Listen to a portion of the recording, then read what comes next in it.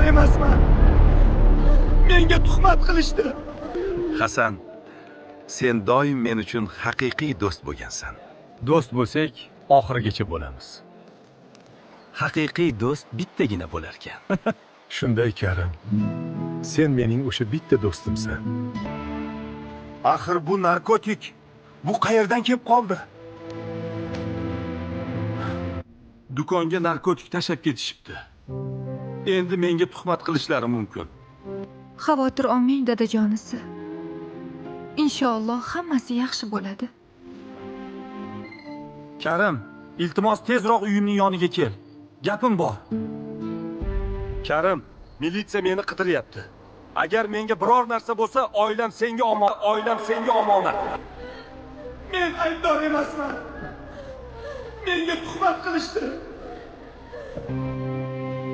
Maryam, bolalarim, meni kechiringlar.